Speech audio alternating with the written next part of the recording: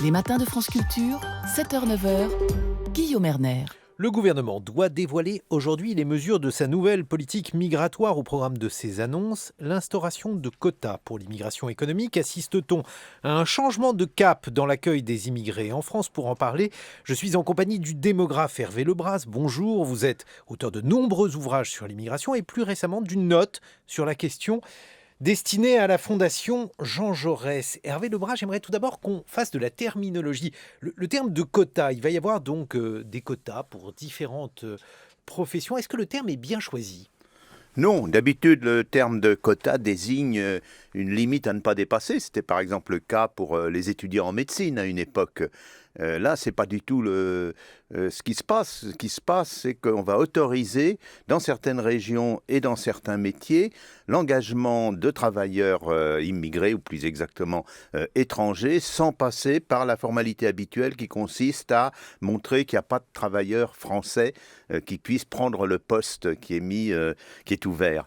Et ça se produit, ce problème se pose dans un certain nombre de métiers. C'est une mesure que déjà Sarkozy avait instaurée, qui avait ensuite été retirée par Hollande. Donc on revient en arrière. C'est une affaire de réglementation pour faciliter l'embauche. C'est au fond le contraire d'un quota au sens propre du terme, puisque c'est au contraire pour augmenter une immigration de travail dont on a besoin, qui est faible en France. C'est simplement 33 000 personnes l'année dernière sur 260 000 cartes de séjour. Donc je pense que Macron est coincé entre, au fond, Sarkozy et Hollande, si on peut dire. Parce que c'est assez étonnant, si on suit votre raisonnement, Hervé Lebras, pourquoi François Hollande avait-il décidé, dans ces conditions, de supprimer cette mesure alors qu'elle fléchait certains emplois ? Je pense parce qu'il considérait que c'était une mesure de type libéral. Je pense aussi que, comme presque toutes les mesures qui concernent l'immigration, c'est une attitude politique c'était de montrer qu'il n'était pas du tout dans la ligne Sarkozy sur la migration, et donc c'était un geste. Et hélas, je dois dire que cette mesure, qui est une mesure sans doute bénéfique pour l'économie française, à petite dose, est un geste. Parce qu'en plus de cela, il faut dire que le problème, c'est qu'on a beau ouvrir des postes aux étrangers, il n'est pas du tout sûr qu'ils viennent. On a des expériences de ce genre-là. Par exemple, il y a presque 10 ans, l'Allemagne avait ouvert 15 000 postes d'informaticiens. Et les Allemands étaient persuadés que les Indiens allaient se précipiter. Alors qu'est-ce qui s'est passé ?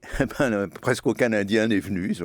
Ils ont préféré rester dans la chaleur de Bangalore, qui est un pays assez agréable. Et quand on est informaticien en Inde, vu le niveau de vie, on a une vie agréable. Donc les postes sont restés, n'ont pas été remplis. Ils ont été ensuite remplis par, au fond, une immigration qui venait de l'Est, où là, il y avait une demande. Donc, il faut bien voir que plus on monte dans la spécialisation, plus les candidats regardent bien où il est le mieux de s'installer. Certains trouvent qu'il vaut mieux aller au Canada ou aux États-Unis. Alors, on pourrait être taquin, mais ni vous ni moi ne le sommes, Hervé Lebras. Rappelez les propos d'Emmanuel Macron qui expliquait pendant la campagne qu'il n'y aurait pas de quotas. Il met des quotas, mais en fait, le terme est là, si je vous suis bien, pour déguiser une mesure qui finalement serait plutôt favorable à l'entrée d'étrangers pour travailler, la déguiser en une mesure qui serait plutôt hostile. Absolument,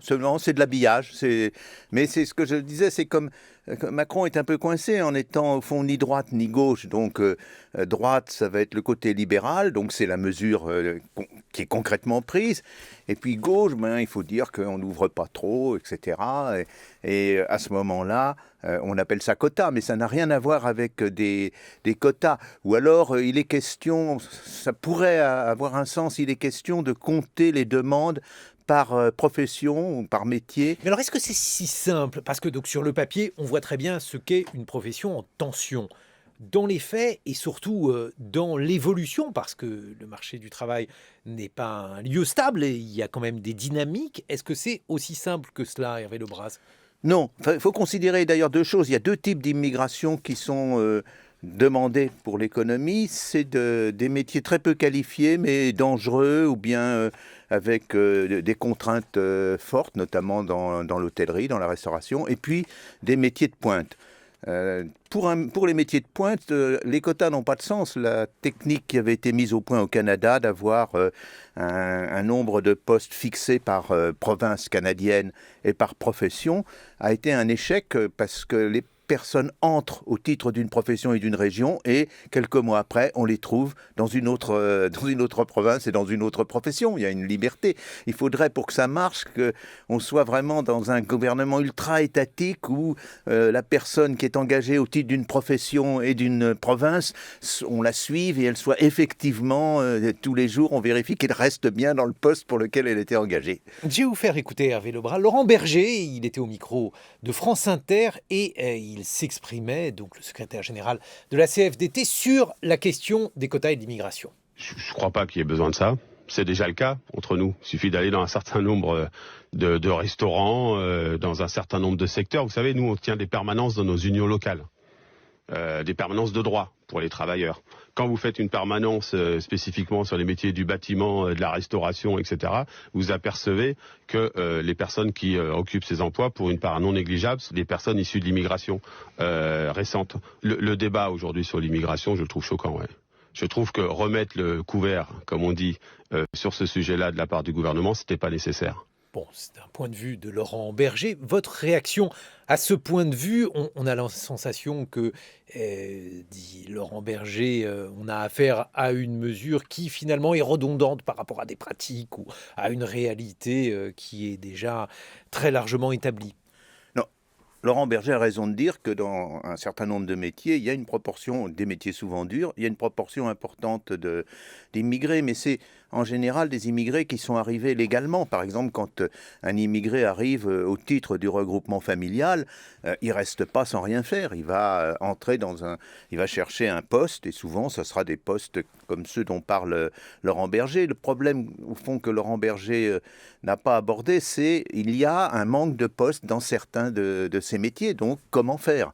Et c'est la réponse que tente d'apporter le gouvernement, qui est une classique réponse libérale, c'est-à-dire qu'on fait appel à des travailleurs étrangers, ce que dans l'histoire de France et des autres pays développés, on a toujours fait. Hervé Lebras, si on essaye de faire un peu d'arithmétique, de démographie, c'est votre métier, de distinguer les entrées irrégulières des entrées régulières. Alors commençons tout d'abord par les entrées irrégulières. Est-ce qu'on est capable de les chiffrer ? Est-ce qu'on a des fourchettes ? Et puis comment fait-on d'ailleurs ? Oui, alors les entrées irrégulières, on a des fourchettes sur lesquelles il y a, je crois, un certain accord en France. Alors, je dirais pas les entrées irrégulières, c'est quelle est la population des sans-papiers en France. On pense qu'elle est entre 200 000 et 400 000.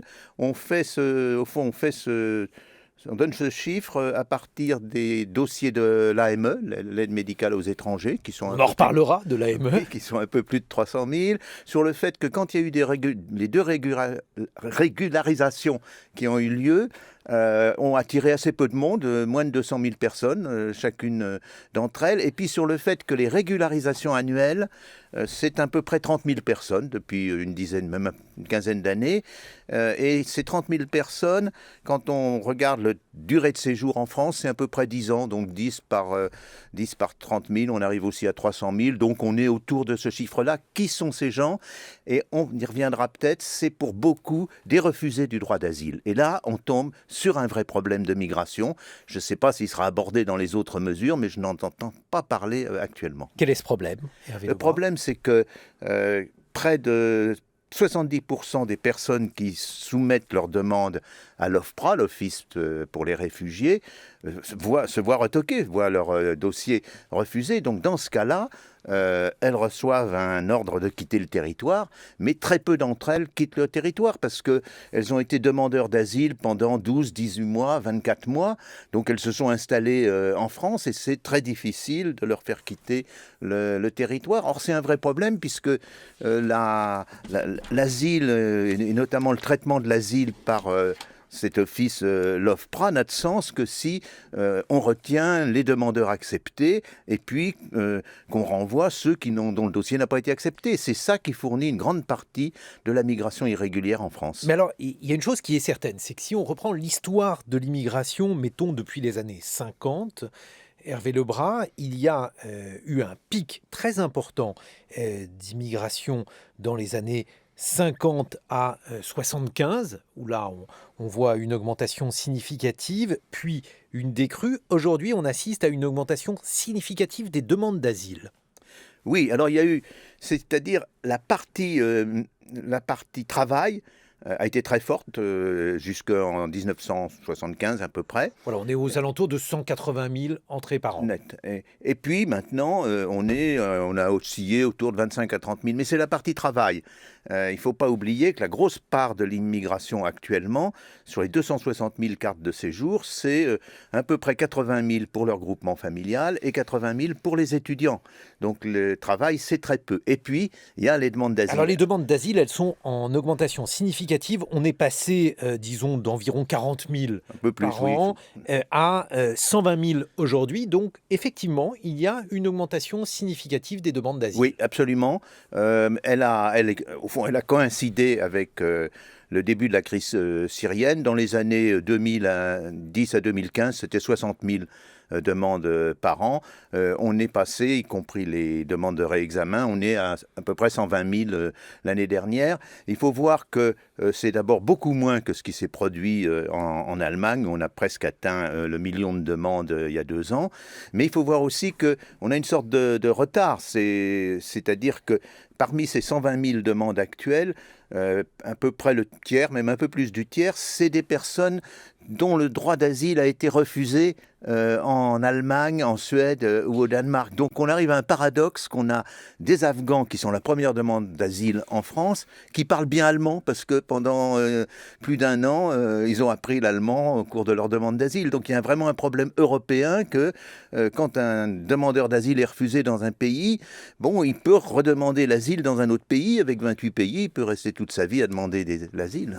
Mais alors, est-ce que ça veut dire, Hervé Lebras, qu'il y a effectivement aujourd'hui un afflux d'étrangers sur le territoire, quelle que soit la cause de leur présence, et que cet afflux eh bien, requiert, comme semble le dire le gouvernement, une politique spécifique liée donc à ce nombre particulièrement important? Non, parce que l'afflux, si on regarde la migration dite régulière, on l'a dit tout à l'heure, c'est 260 000 cartes de séjour. Alors comme il y a des régularisations, disons que c'est à peu près 230 000 personnes qui arrivent chaque année. D'abord, il y a beaucoup de personnes qui repartent. Il faut aussi en tenir compte. Et ensuite, quand on regarde les demandes d'asile, ben, le fait qu'elles soient passées de 60 000 à 120 000, ça fait 60 000 de plus. C'est peu de choses par rapport à ces 240 000 ou 260 000. Et quand on regarde dans le détail, c'est quand même assez étrange parce que les pays qui ont vraiment besoin où c'est très clair, c'est que la demande d'asile est justifiée, c'est-à-dire Afghanistan par exemple ou Soudan, sont assez peu nombreux. Et c'est ça le problème qui a été soulevé, mais c'est pour peu de personnes. C'est que dans la liste des demandeurs d'asile, en 3e et 4e position l'année dernière, c'est des Géorgiens et des Albanais. Mais ça représente au total 11 000 personnes. Donc on tombe quand même sur des petits effectifs. Bon, alors on continue dans ce registre-là. Si on parle de la théorie du grand remplacement qui est de plus en plus populaire aujourd'hui en France à l'extrême droite, à laquelle d'ailleurs France Culture consacre un podcast, La mécanique du complotisme, un podcast que vous pouvez donc télécharger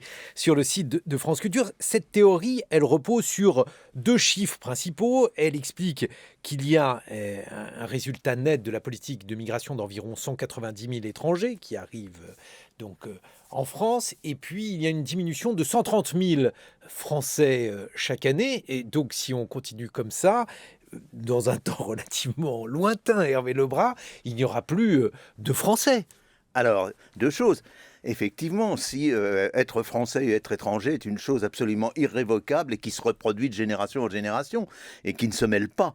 Mais ce qui se passe en France, c'est d'abord que une grande partie des personnes qui s'installent acquièrent la nationalité française. Sur les immigrés en France actuellement, 40% d'entre eux ont la nationalité française. C'est des Français comme vous et moi, et parfois je trouve choquant qu'on les traite d'immigrés d'un point de vue politique. Ils sont nos égaux. Et puis surtout, l'argument important, c'est qu'il y a une mixité très importante des unions en France. Qu'est-ce que ça veut dire? Ça veut dire qu'actuellement, 40% des immigrés qui sont en couple avec un Français ou une Française de naissance. Donc très rapidement, le mélange se produit. Autrement dit, il y a effectivement un grand remplacement, mais ce n'est pas celui d'une population par une autre, c'est celui d'une population qui était assez largement d'origine française sur plusieurs générations, par une population qui est à la fois d'origine française et d'origine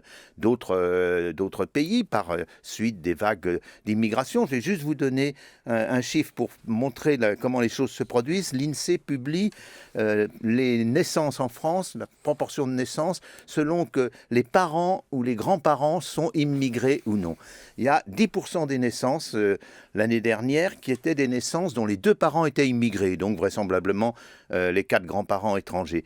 Il y a 60% des naissances dont les 2 parents et les 4 grands-parents étaient non immigrés. Mais ça veut dire qu'entre les deux, il y a 30% des personnes qui ont des naissances, qui ont au moins un parent ou un grand-parent immigré et un parent ou un grand-parent non immigré. Et si on projette, avec le rythme actuel de migration, si on projette d'une génération, ces personnes représenteront 50%. Donc on entre dans une population mixte, mais de la même manière que il y a un siècle, on est entré dans une mixité des Français.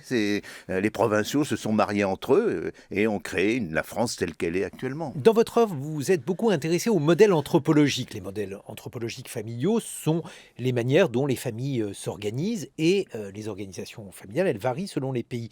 La spécificité française dans ces modèles familiaux, est-ce qu'elle est modifiée durablement par l'arrivée d'étrangers ou bien au contraire avait-elle une propension à accepter une part de gens venus d'ailleurs? Hervé Lebras, historiquement, comment ça s'est passé?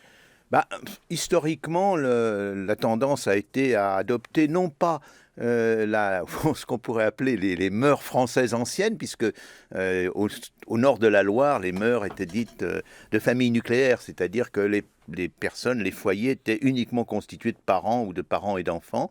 Et puis au sud de la Loire, on avait des familles à 3 générations, ce qu'on appelle des familles complexes ou bien des familles souches. Donc ces familles complexes ou souches sont en train de disparaître, restent les familles nucléaires, et la plupart des immigrés se sont constitués assez rapidement en famille nucléaire. Il y a une tendance très forte des populations à adopter les mœurs des populations dans lesquelles elles arrivent. Alors justement, est-ce que c'est... Alors, quantifiable, c'est toujours compliqué, mais lorsque l'on dit finalement, oui, on a affaire à des Français de papier, l'argument avait été opposé aux Juifs au début du XXe siècle. On disait, voilà, en fait, les Juifs ne sont pas réellement français, d'ailleurs, ils ne sont pas capables d'apprendre Racine. Est-ce qu'il y a aujourd'hui une possibilité de mettre en chiffres l'adoption de formes familiales françaises? Je ne sais pas si ça a un sens pour le démographe. Si, absolument, parce qu'il se trouve même que j'y ai travaillé récemment, parce que l'INSEE a des données très intéressantes qui s'appellent les fichiers détails, dans lesquels on a 22 millions de Français, et ils sont classés par ménage. Donc on sait qui vit avec qui, si vous voulez. Et donc on sait comment est constitué le ménage. Et quand on regarde les ménages d'immigrés, la distribution des ménages d'immigrés selon le nombre de personnes, selon la forme le fait qu'il y ait des personnes qui soient par exemple des frères ou des sœurs, des membres du couple, ces proportions sont à peu près les mêmes pour les immigrés et pour les étrangers aussi qui vivent en France et pour les Français. La seule différence, c'est que les immigrés ont un peu plus d'enfants que les Français. Alors, est-ce que ce nombre va diminuer? Parce que là aussi, il y a une question donc, de diminution des naissances. Qu'est-ce qu'on observe? Oui, alors ce qu'on observe, là encore, c'est un beau travail de l'INSEE qui a regardé la fécondité pour les étrangers ou les immigrés qui sont depuis plus de 10 ans en France et depuis moins de 10 ans, les étrangères, puisqu'on mesure la fécondité sur les femmes, à vrai dire. Et à ce moment-là, l'INSEE a montré qu'il y a une baisse assez rapide, il y a une adaptation. Et la différence de fécondité entre étrangers ou immigrés et non immigrés, c'est assez largement dû au fait que les immigrés sont beaucoup plus dans des professions comme les ouvriers où la fécondité est élevée. Merci Hervé Lebrun. On se retrouve dans quelques minutes. Vous serez rejoint par Claire Rodier. Elle est directrice du GISTI, le groupe d'information et de soutien des immigrés. On continuera d'évoquer ces mesures du gouvernement au sujet de l'immigration. En attendant, il est 8h sur France Culture et je vous souhaite un très bon réveil. Le billet politique, Frédéric Seyss, le rêve et le cauchemar de Marine Le Pen. En apparence, tout se déroule comme dans les rêves de Marine Le Pen. Ses thèmes de prédilection bourgeonnent partout. L'on ne peut plus allumer une chaîne d'infos sans entendre parler du voile. Sur les réseaux sociaux, les pros et les antis monopolisent la discussion en s'écharpant dans un climat de quasi-guerre civile numérique. Cette ambiance met évidemment en vedette les propos les moins nuancés, les plus violents. Samedi dernier, dans une manifestation devant la chaîne CNews pour dénoncer les harangues d'Éric Zemmour, ce dernier fut traité, je cite, de bâtard, de monstre, de virus par l'un des orateurs et l'on passe sur d'autres joyeusetés. Vous entendez ce bruit ? C'est Marine Le Pen qui se frotte les mains. Dans ce climat électrique où la vindicte fait office de langue commune, qui essaye encore d'en revenir au questionnement, à la raison, à l'examen dépassionné ? Pas grand monde. Qui s'intéressera par exemple à cette étude de la Fondation Jean Jaurès, publiée ce matin sur les discriminations vécues par les musulmans en France, il ressort que 42% des personnes se disant musulmanes estiment avoir fait l'objet de discrimination au cours de leur vie. En tête, logement et emploi, n'y a-t-il pas là un vrai sujet ? À lire aussi la tribune de Didier Lesky, votre invité hier des matins, Guillaume, qui rappelle que le culte musulman s'exerce bien plus facilement qu'il y a 20 ans grâce aux ouvertures de mosquées, souvent avec l'aide des pouvoirs publics. Mais dans l'atmosphère actuelle, tous ces éléments qui échappent à la polarisation absolue, du tous coupable ou du tous victime, tous ces éléments de nuance sont aussi visibles que l'autocritique dans un discours de Donald Trump, c'est-à-dire assez peu. Et puis, quand il y a une courte accalmie dans la tempête sur le voile, immédiatement lui succèdent les violences urbaines et l'immigration, deux thèmes sur lesquels le gouvernement insiste lourdement ces jours-ci. Bref, avec tout ça, Marine Le Pen doit se régaler, vivre sa vie rêvée quand tout semble conspirer pour lui dérouler chaque jour quelques mètres de plus du tapis rouge vers la présidentielle de 2020. Alors d'ailleurs, on l'entend quand même très peu, la présidente du Rassemblement national. Oui, sans doute tout à sa jubilation silencieuse, pendant que d'autres sèment, elle attend la moisson, et puis cela lui évite de parler des tambouilles internes et des casseroles judiciaires, comme chacun sait, peu ragoûtantes. Mais tout qu'on fait, en voyant le gouvernement s'approprier tous ces thèmes traditionnels, Marine Le Pen est-elle si heureuse que cela ? La séquence que nous vivons rappelle les années 2006-2007. Nicolas Sarkozy marque à la culotte le Front National de l'époque, en tout cas l'affronte sur son terrain. Le candidat Sarkozy, souvenez-vous, promettait un ministère de l'immigration et de l'identité nationale. Il dépouille d'ailleurs Jean-Marie Le Pen d'une partie de son électorat, retombé à 10% des suffrages au premier tour de la présidentielle. Alors est-ce le calcul d'Emmanuel Macron, Frédéric ? Est-il en train de s'aligner sur le Rassemblement national ? Pour la première question, sans doute. Pour la seconde, non. Alors certes, le chef de l'État singe la droite dure quand il utilise le terme droit de l'homiste, mais sur le fond des propositions, il faut n'avoir jamais lu un programme du Front National pour tracer un signe égal avec Emmanuel Macron, même celui qui s'exprime dans Valeurs actuelles. Le parti lepéniste prévoit, rappelons-le, le rétablissement du droit du sang, la fin totale de la binationalité, l'arrêt complet du regroupement familial, la suppression pure et simple de l'aide médicale d'État, sans oublier le référendum sur la peine de mort que le parti a longtemps défendu. On peut bien sûr regretter l'inflexion droitière du quinquennat sans pour autant établir des équivalences strictes qui participent de la confusion générale. Reste que l'exécutif tente par certains côtés de dépasser le parti Les Républicains par la droite sur la route de 2022. D'ailleurs, Nicolas Sarkozy avait lui-même proposé les quotas d'immigration sans jamais les mettre en place. Alors, Emmanuel Macron est-il en train d'affaiblir le RN ou au contraire de participer à son hégémonie ? C'est l'une des ambivalences de ce qu'on appelle la triangulation, c'est-à-dire de récupérer les thèmes de l'adversaire pour le déstabiliser. Triangle, c'est aussi la forme du panneau sur la route qui dit « Attention, danger ». Merci Frédéric Seyss. On retrouve votre billet politique sur le site de France Culture, franceculture.fr. Il est 8h21. 7h-9h, les matins de France Culture, Guillaume Erner. Et puis on va faire réagir les invités à votre billet politique, à l'attitude de Marine Le Pen notamment parce que la question de l'immigration est au cœur de l'actualité. J'ai par exemple sous les yeux le Figaro, immigration. Macron affiche son réalisme, fluidification de l'immigration économique via des quotas, délai d'accès à l'aide médicale. Le président de la République veut mettre à plat la politique française d'immigration. Nous en avons déjà un peu parlé avec Hervé Lebras qui est démographe et nous recevons la présidente du GISTI, Claire Rodier. Bonjour Claire Rodier, peut-être une réaction à ce que vient de dire Frédéric Seyss. Moi, j'ai l'impression que le silence de Marine Le Pen, effectivement, il ressemble plus à J'attends et j'engrange. Et si c'est pas pour cette fois-ci, ce sera peut-être pour la prochaine, parce que ce qu'on constate quand même, c'est que depuis, je sais pas, une quarantaine d'années, une cinquantaine d'années, au fur et à mesure que soit la gauche, soit la droite non extrême court après les thèses du Front National avant et du Rassemblement National. Aujourd'hui, ça a comme résultat de faire monter l'extrême droite en France. Et c'est vraiment un processus qu'on a vu se développer petit à petit avec un paroxysme à la dernière présidentielle.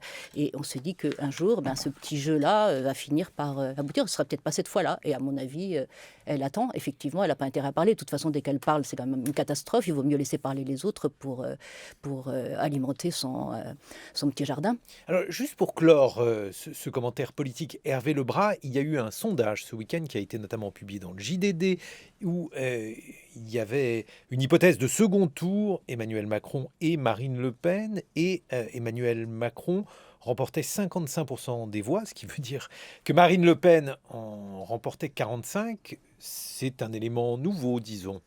Oui, c'est nouveau puisque les sondages avant que Marine Le Pen fasse ses grosses gaffes dans le débat de l'entre-deux tours en 2017, donnait 60-40, donc elle aurait gagné 5 points. Je pense que ce que disait Claire Rodier, c'est à force d'aller sur les thèmes du Front National, on le renforce sans doute. Ceci dit, il ne faut pas non plus tomber dans les extrêmes. D'abord, c'est un sondage. Rappelez-vous que pour les dernières européennes, on pensait que le candidat Bellamy dans les derniers sondages était à 14%, il a fait 8%. Et jusqu'ici, les instituts de sondage m'ont pas expliqué le raison de cette erreur. Donc c'est un premier point. Le second point est que quand on regarde sur le long terme, la progression du Front National, il faut quand même être réaliste. Elle n'a pas été si rapide. Le Pen perd en 2002, avec Maigret, fait 19% au premier tour. Marine, en 2017, donc 15 ans plus tard, fait 21,5%. C'est, bon, bien sûr, c'est 2,5 de mieux. Donc il faut attendre la réalité des choses. Je me méfie beaucoup de ce type de sondage 2 ans avant les élections. Dernière chose, Hervé Lebras, il y a un chiffre qui m'a surpris, un report des voix venu de la France insoumise sur Marine Le Pen à 63%, toujours si on en croit ce sondage publié dans le JDD. Votre point de vue ? Là, c'est assez étonnant quand on connaît à la fois la carte électorale et les résultats précédents, puisque on sait que c'est une faible proportion, j'ai plus le chiffre exact, mais je crois que c'est 15% des électeurs de Mélenchon à la présidentielle, au second tour, avaient voté pour le RN. D'autre part, la clientèle de la France insoumise n'est pas du tout située dans les mêmes régions, ni même d'ailleurs dans les mêmes professions que la clientèle du Front National. Donc là, il est possible qu'une chose importante soit en train de se passer si ce chiffre est vérifié, mais il faudrait quand même qu'il soit vérifié. On peut penser qu'il y a une certaine possibilité avec ce qui se passe en Allemagne, où en Allemagne, Die Linke, qui est l'équivalent de la France insoumise, est en train d'être dépecé par l'AfD. Mais parce qu'en Allemagne, Die Linke et l'AfD, c'est l'Allemagne de l'Est très largement. Donc c'est là, cette fois-là, la même clientèle. En France, c'est pas la même clientèle. Donc il faut attendre d'autres sondages pour se prononcer. On referme la page politique et on ouvre la question sociale, la question de l'immigration avec donc ces mesures annoncées par le gouvernement. Claire Rodier, un point de vue, vous qui êtes directrice du GISTI, que pensez-vous de ces mesures ? D'abord, je suis juriste et j'ai travaillé avec mes camarades du GISTI pendant l'année 2018 sur une réforme très importante du Code de l'entrée et du séjour des étrangers et du droit d'asile, le CESEDA, avec pour une loi qui a été adoptée en septembre 2018. Et c'est quand même assez surprenant que moins d'un an après, on ait des annonces d'un débat qui va discuter d'une nouvelle réforme de la loi sur les étrangers. On est habitué dans ce domaine à ce qu'il y ait une loi par ministre de l'Intérieur, voire deux, mais à ce rythme, cette nécessité tout à coup de réformer est très étrange et s'inscrit de notre point de vue naturellement dans un contexte préélectoral qu'on avait déjà senti d'ailleurs dans les annonces de Macron dans son discours de décembre 2018 au moment des Gilets jaunes, de caser la question de l'immigration comme un sujet important. Voilà, c'est important. J'en reviens à ce que je disais tout à l'heure. On va sur le terrain du Front National pour sensibiliser une partie de l'opinion à des thèses sur une base qui est quand même assez, franchement, d'abord de la poudre aux yeux. Pourquoi de la poudre aux yeux qui ont été faites. Je crois qu'on a parlé des quotas tout à l'heure avec Hervé Lebras, j'y reviendrai pas, mais... donnez-nous votre point de vue sur les quotas, parce que donc, Hervé Lebras a expliqué qu'en fait, c'était une manière d'habiller de manière... répressive. De pure communication politique, une manière d'habiller des mesures libérales en mesures répressives. Oui, c'est une utilisation absurde d'un mot qui n'a pas de sens, mais qui est fait pour flatter une partie de l'électorat, peut-être l'électeur du Figaro qui fait son gros titre aujourd'hui, etc. Voilà, bien sûr. Ça, je ne sais pas, mais en tout cas, ce qui est certain, c'est que le Figaro approuve ces mesures, tandis que Libération y est plutôt hostile. Et sur l'autre gros morceau qu'on nous annonce, mais il y en aura d'autres, on a parlé du regroupement familial, normalement... Monsieur Philippe doit annoncer 20 mesures. On ne connaît pas encore toutes les 20 mesures, on a entendu quelques-unes. L'autre gros morceau qui a déjà été largement commenté, c'est la question de l'aide médicale de l'État. Et donc là, l'idée, ça consisterait à... ça consisterait à établir un délai de carence pour rendre impossible l'accès à cette aide avant 3 mois pour les personnes qui viennent d'arriver sur le territoire. Alors il y a l'AME et ça, c'est pour le PUMA. Pour le PUMA, oui. Le PUMA qui, expliquez-nous en protection universelle pour maladie et dont la réforme, donc c'est là-dessus, excusez-moi, il est prévu d'établir un délai de carence qui concerne essentiellement la réforme annoncée, la lutte contre les demandeurs d'asile qui abuseraient de cette aide et qui viendraient dans une sorte de tourisme sanitaire se faire soigner en France uniquement et demanderaient l'asile uniquement pour se faire soigner en France et bénéficier du système français de protection. Alors, il y a eu des reportages. Le tourisme sanitaire existe, Claire Rodier. Il existe, mais il existe de façon très marginale par rapport à la réalité des besoins de la population, principalement visée par cette réforme, par cette menace de réforme. C'est notamment une très grande partie des demandeurs d'asile qui se trouvent à la rue du fait des carences du système d'accueil et d'hébergement des demandeurs d'asile en France. Des personnes qui ne sont parfois même pas encore demandeuses d'asile parce qu'elles n'ont pas pu déposer de dossier. Donc on a dans cette population qui habite les campements, qui habite dans des conditions extrêmement précaires, donc les gens les plus vulnérables, ceux que rencontrent notamment les permanences des associations comme Médecins du Monde très régulièrement, et qui est privé déjà de soins, tout simplement par non-possibilité d'accès à ce qui est un droit. Est-ce que ça coûte cher ? Ça coûte cher, c'est pas énorme par rapport à la dépense de santé nationale, c'est même très peu. Et quand on parle de fraude, il faut regarder les chiffres donnés par la CNAM elle-même. Les cas avérés de fraude en 2017-2018 ne dépassaient pas 50. 50 Oui, 50. Très peu, parce qu'il y a eu des reportages qui expliquaient qu'il y avait malgré tout plus de personnes qui venaient se faire foutre. Il y a énormément de fantasme, mais il y a beaucoup d'intoxication sur le poids écrasant que représenterait cette AME et le PUMA dans les dépenses de l'assurance maladie en France. Mais en fait, les chiffres sont tout à fait dérisoires au regard d'un principe qui, en revanche, lui, est important et qui commence à être battu en brèche. C'est un principe de santé publique.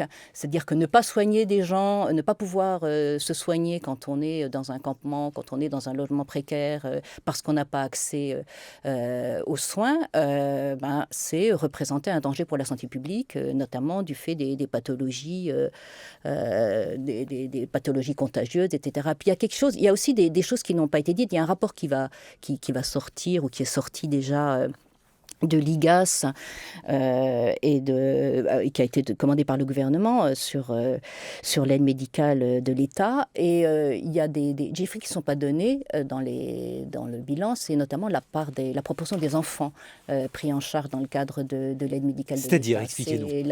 Les enfants, ça représente un peu plus de 20% des personnes qui sont prises en charge dans le cadre de l'AME. Donc, réduire le panier de soins, réduire l'accès aux soins pour cette population-là, globalement, au nom de la fraude, ça veut dire aussi priver des enfants, risquer de priver des enfants de soins, alors que, pour le coup, l'obligation pour la France, en référence à la Convention internationale sur les droits de l'enfant ou à la Convention européenne des droits de l'homme, l'obligation de prendre en charge les enfants est absolument indérogeable. Parce que si on reprend donc, ce rapport de l'AME, alors effectivement, l'IGAS considère qu'il y a peu de fraude, il y a quand même une augmentation des coûts de l'AME de 1,4% par an. Mais elle est corrélée à l'augmentation moyenne du coût hospitalier. L'augmentation n'est pas si énorme que ça. Et d'ailleurs, je crois qu'elle a même baissé entre 2017 et 2018. Le nombre de bénéficiaires de l'AME a baissé entre 2017 et 2018. Pas énormément, mais en tout cas, c'est le budget global de l'AME au sein de l'assurance maladie, c'est à peu près 0,5%. C'est une proportion tout à fait stable depuis des années.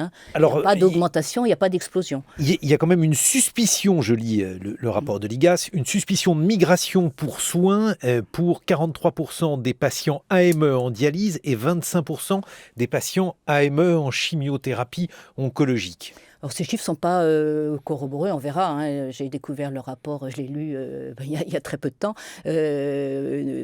confirmé par les associations qui travaillent sur la santé des précaires. Donc, on verra ce qu'elles disent. Ce qu'elles disent, ces associations, et je crois que ça c'est très important, c'est qu'il y a beaucoup plus que la fraude, le phénomène qu'il y a à identifier à propos de l'AME, c'est les difficultés d'accès, le non-recours à ce qui est un droit. Alors, le non-recours, il faut expliquer. Le fait de ne pas demander quelque chose auquel on a droit. Pas demander quelque chose auquel on a droit. Le renoncement, c'est-à-dire ça, c'est le fait d'essayer de demander quelque chose auquel on a droit et de ne pas y parvenir. Dans ces permanences, Médecins du Monde reçoit 80% de la population de Médecins du Monde, reçue par Médecins du Monde, serait éligible à l'AME et ne la perçoit pas. Donc on est bien loin du schéma de la fraude et de l'attractivité du tourisme médical. Voilà, ça c'est des proportions très marginales. Il y a cette fameuse filière des Géorgiens dont on parle, les demandeurs d'asile géorgiens qui viendraient pour se soigner exclusivement et non pas pour demander une protection comme le prévoit le droit d'asile. Mais tout ceci est très marginal par rapport au nombre de gens qui doivent être soignés, qui ont besoin d'être soignés, notamment les enfants, et au nombre de gens qui ne parviennent pas à obtenir les droits que la France prévoit encore aujourd'hui pour eux. Votre point de vue, Hervé Lebras? Oui, je suis moins spécialiste de ces questions que Claire, mais très clairement, ça paraît une mesure de toute manière maladroite, parce que si un immigré ou un demandeur d'asile a besoin de soins, c'est surtout dans les 3 premiers mois où il arrive. Il a souvent eu un parcours long et difficile pour entrer en France. Donc c'est à ce moment-là, son état de santé est souvent assez mauvais. À la limite, si vraiment le gouvernement voulait agir dans ce sens-là, il faudrait plutôt ôter 3 mois une fois que la personne est là en France depuis une année. Ça serait plus raisonnable. Mais Claire Audier, par ailleurs, vous qui avez une connaissance concrète de la manière dont ces personnes étrangères, sans papier, demandeurs d'asile, sont accueillies. Qu'est-ce qui va se passer si on a affaire à des gens qui sont malades sur le territoire pendant ces 3 mois ?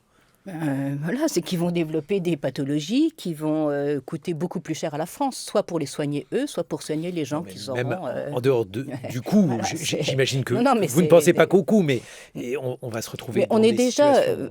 on est déjà dans des situations parfois dramatiques, et notamment dans un aspect dont on n'a pas du tout parlé aujourd'hui, mais c'est les maladies psychiatriques, hein, les pathologies psychiatriques liées à la précarité de la vie de personnes qui arrivent après un parcours parfois très très long, très difficile, enfin on ne va pas reparler de la Méditerranée, des prisons en Libye, etc., qui arrivent en France pour aller dormir à la porte de la Chapelle ou au bord d'un périphérique et qui ne sont pas prises en charge. Oui, il y a un problème non seulement de santé publique, mais un problème humain qui est tout à fait terrifiant quand on pense aux moyens dont disposerait la France pour accueillir correctement, et elle le peut largement, les personnes qui arrivent aujourd'hui sur son territoire. Je crois qu'on en a parlé tout à l'heure. Malgré les annonces qui ont été faites notamment par Emmanuel Macron au mois de septembre, la France est très très mal placée dans la hiérarchie des pays qui accueillent les demandeurs d'asile. Donc on n'est pas du tout dans un système de saturation, on est dans un système de précarité organisé, je dirais peut-être structurel, et qui va du logement à la prise en charge juridique, à l'accès aux soins. Je parle de la prise en charge juridique parce que pourquoi ça ? aujourd'hui, Parce que, pour demander l'asile, par exemple, il faut passer par une plateforme par téléphone qui est inaccessible. Et donc, vous avez quelqu'un qui est arrivé il y a un mois et qui peut très bien être là depuis un mois sans avoir été enregistré. Donc, les 3 mois qu'on veut lui imposer, le fameux délai de carence, en réalité, ils vont peut-être en plus augmenter du fait de l'impossibilité d'accès au service qui va lui permettre d'enregistrer sa demande d'asile. Alors, le gouvernement insiste en disant on va faire en sorte que tout cela soit plus efficace. C'est vrai ou c'est faux ? Écoutez, moi, le seul truc que j'ai entendu, c'est on va renforcer les moyens de l'OFPRA, l'Office français pour la protection des réfugiés et des apatrides, et de la Cour nationale du droit d'asile, pour réduire à 6 mois le délai d'attente des demandeurs d'asile. Mais outre que c'est un discours que j'entends, il est vrai, je ne suis pas toute jeune, mais depuis près de 30 ans, il faut réduire à 6 mois le délai d'instruction de la demande d'asile, c'est un discours qui est... peut-être irréaliste et de toute façon très inapproprié à la question de la demande d'asile, parce que la question de la demande d'asile, elle n'est pas une histoire de temps. Il faut réfléchir à ce dont ont besoin les demandeurs d'asile et pas réfléchir en termes économiques.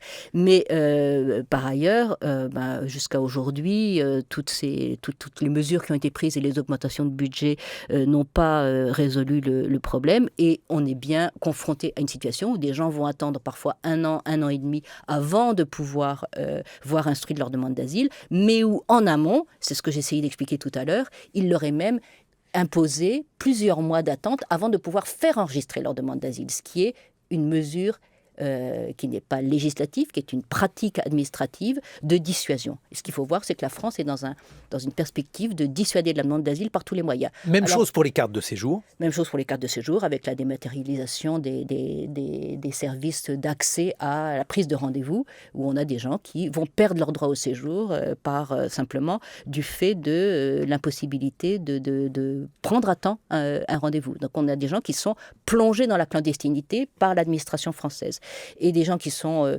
plongés dans la précarité, éventuellement dans la maladie, parce qu'ils ne sont pas accueillis en tant que demandeurs d'asile. Et vous savez, ce processus de dissuasion ne se limite pas finalement à des mesures administratives où on pourrait penser à des dysfonctionnements.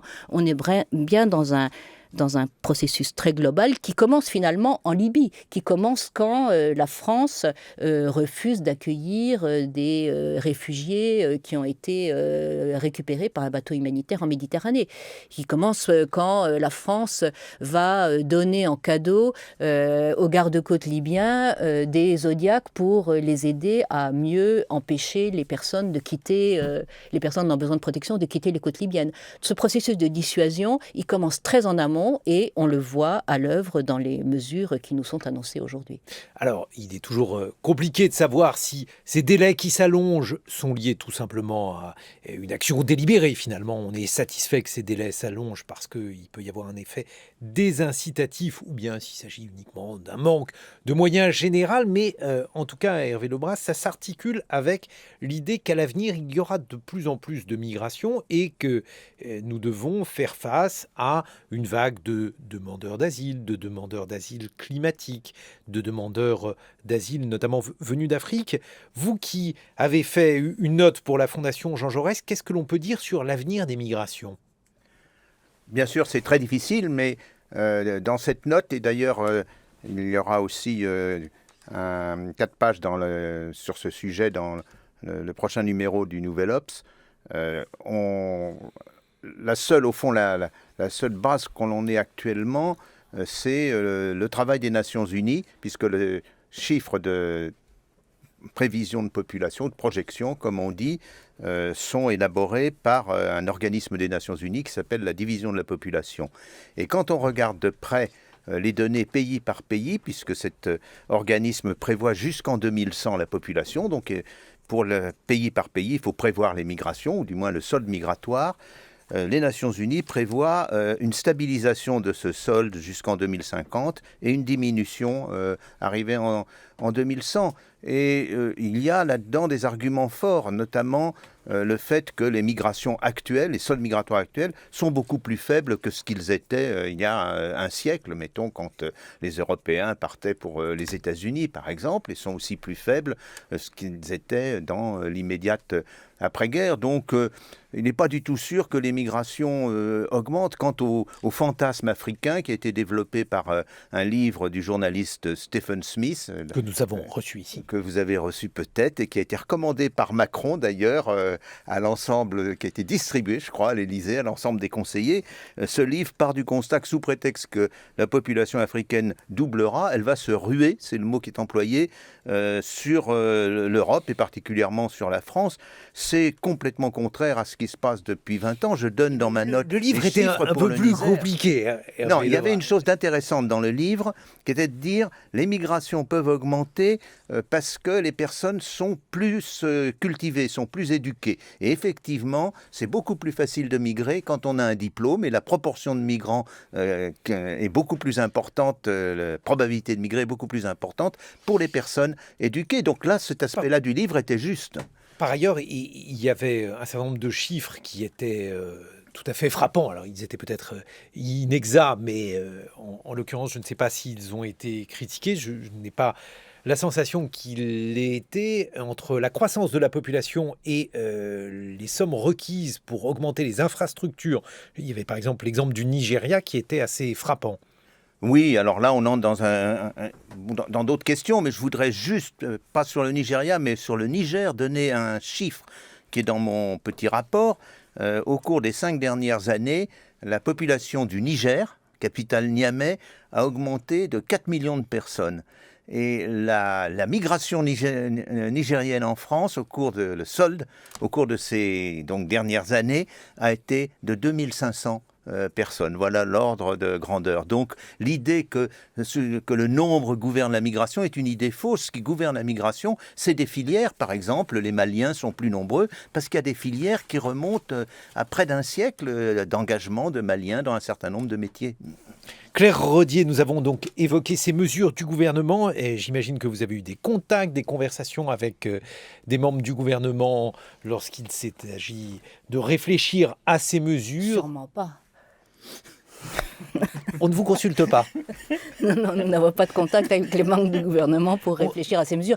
Le GISTI produit beaucoup de ressources et elles ne sont pas utilisées de documentation. Par le gouvernement. J'espère que si, je n'ai pas dit ça.